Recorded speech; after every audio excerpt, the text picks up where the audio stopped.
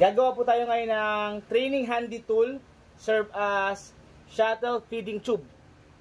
Ang kailangan lang po natin ay mga bote ng mineral water. Yung kasya po yung shuttlecock. Tapos tape,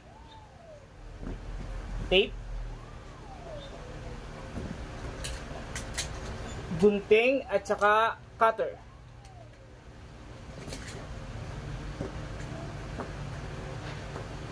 Ginawa ko pong iba't ibang kulay yung tape para mas attractive sa mga bata.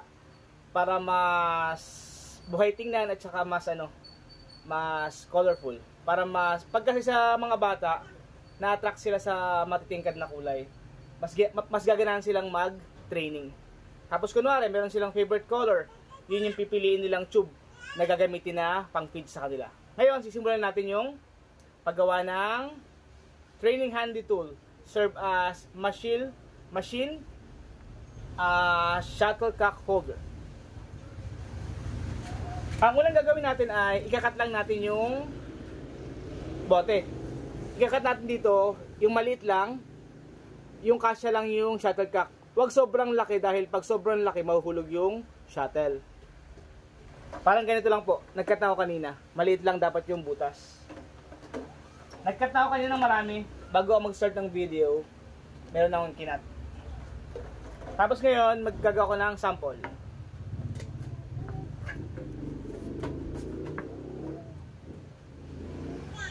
Ikakat lang po dito sa may bunganga nung bote. Ayan. Nakat na po natin. Tatanggalin natin yung label.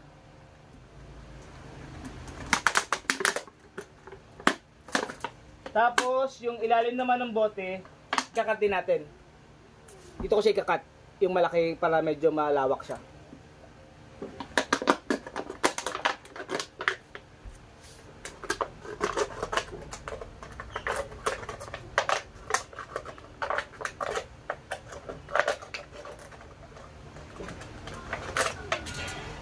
Ito pa yung magiging ito yung magiging bunganga nung feeder natin.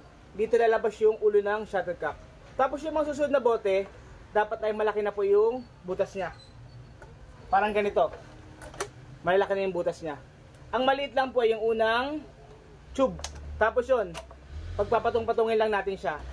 Ito yung una, yung labasan ng shuttlecock. Isusot lang natin.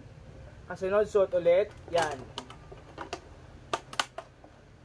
Kaya po. Meron na tayong training handy tool. Serve as machine feeding tube. Meron akong ganito na ginawa na medyo mas mahaba. As in ganito kahaba. Kaya lang, 4 lang siya. Medyo marami yung players natin. Nag-aagawan sila sa shuttlecock. Nag-aagawan sila sa tube. Kasi mas mas sinisipagan silang magpulot ng shuttlecock pag may tube na ganito. Nag-deserve din ito nag-deserve din po ito motivation sa mga bata para masipagan silang magpulot. Kasi pag nasa kamay lang nila, tinatamad silang magpulot. Pag may ganito po, excited silang magpulot tapos excited silang punuin yung kanilang tube.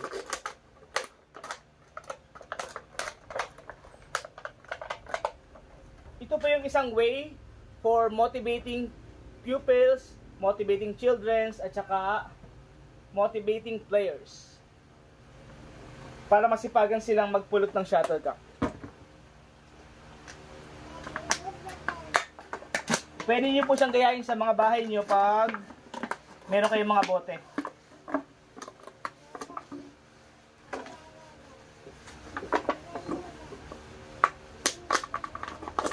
Mamaya, lalagyan ko na po siya ng tape. I-tape ko na siya.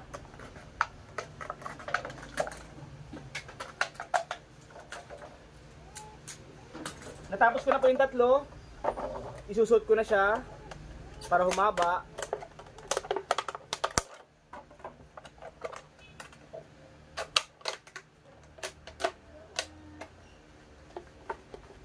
Pangatlo. Yan. Ngayon po, lalagyan natin siya ng tape. Ang unang kulay ng tape na gagamitin ko ay kulay orange.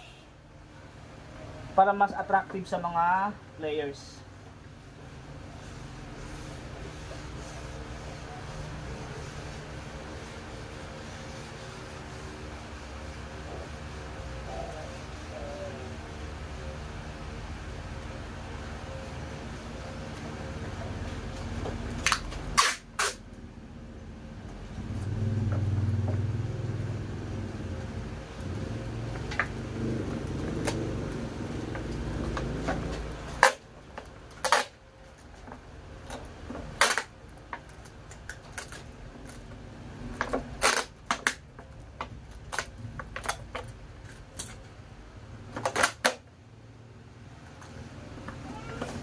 Yan.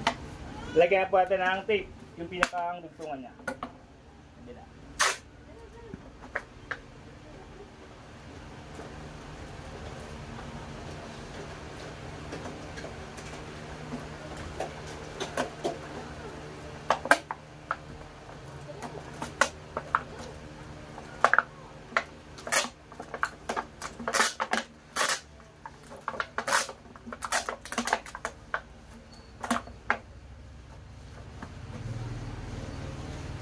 Meron tayong nagawa na isa.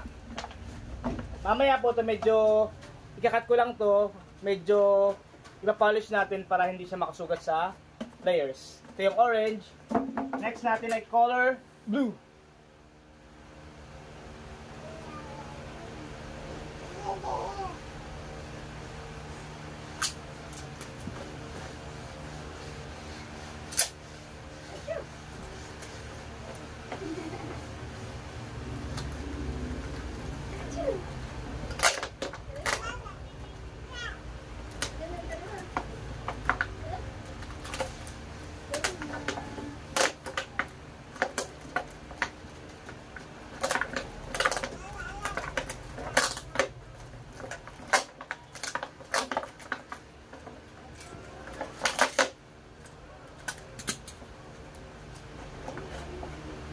Bawat ano po, bawat dugtungan ng bote, lalagyan natin ng tape para hindi siya matanggal.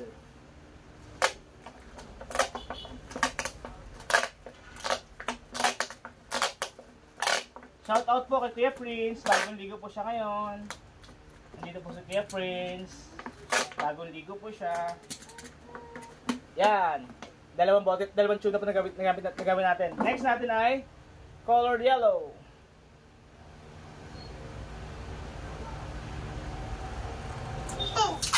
Maganda po itong ano, magandang paraan ito para yung player ay ano, ma-motivate na magpulot ng shuttlecock. Kasi pag ano po, pag kamay lang tinatamad sila tapos nangangalat, hindi sila makapag-ipon. Pag may ganito, mas masipag po sila. Mas nagtutulungan.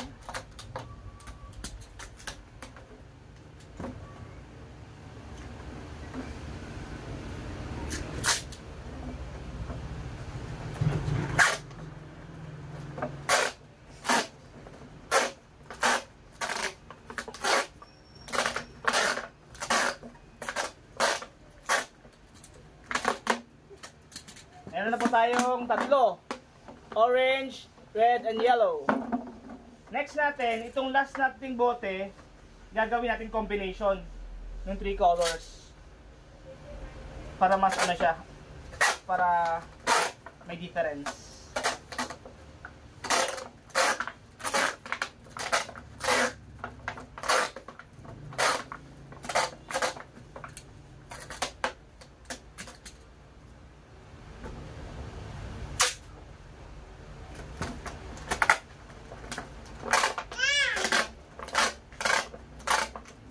Kung baka nagsasalita si Kuya Prince po yun.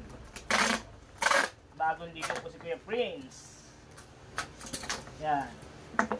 Ngayon po, nagawa po natin ay 4. Training handy tool, serve as machine feeding tube. Pwede niyo po siyang gayahin pag gusto niyo magkamera ng ganito. Pag bibili niyo siya, medyo mahal po ito. Kaya gumawa po tayo ng sarili natin. Yan. Siyempre, pagkatapos natin gumawa ng mga gawain, kailangan natin mag-Clego. Ayusin natin yung mga kalat natin, mga basura.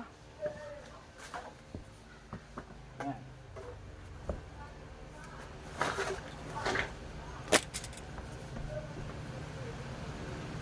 Meron na tayong tube. Thank you po sa panonood. Sana makatulong sa mga coaches and players. At sana marami pa tayong ma-develop na badminton players, athletes. Thank you, thank you, thank you.